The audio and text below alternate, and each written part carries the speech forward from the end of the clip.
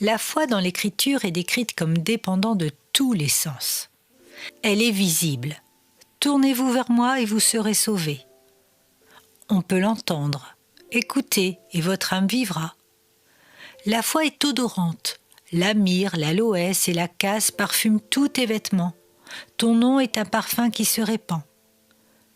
La foi est un contact spirituel.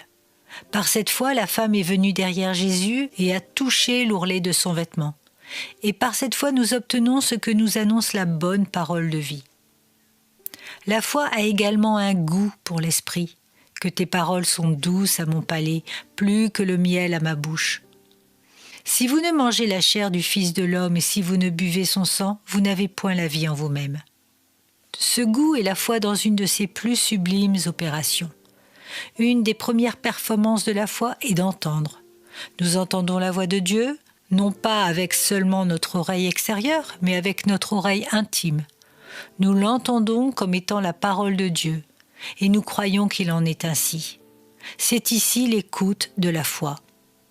Alors notre esprit prend garde à la vérité telle qu'elle nous est présentée, c'est-à-dire que nous le comprenons, nous en percevons la signification. C'est la manière de voir la foi. Ensuite, nous découvrons combien elle est précieuse. Nous commençons à l'admirer et nous découvrons combien elle est parfumée. C'est la foi dans son odeur. Alors nous nous approprions les miséricordes qui sont préparées pour nous en Christ. C'est la foi dans son contact.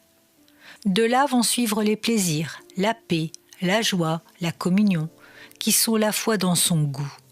Chacun de ces actes de la foi est de sauver. Entendre la voix de Christ comme étant la voix certaine de Dieu dans notre âme nous sauvera. Mais ce qui donne le vrai plaisir est l'aspect de la foi dans lequel Christ est reçu en nous, et fait par une appréhension intime et spirituelle de sa douceur que nous avons ainsi la nourriture de nos âmes. C'est alors que nous nous asseyons sous son ombre avec une grande joie et que nous trouvons son fruit doux à notre palais.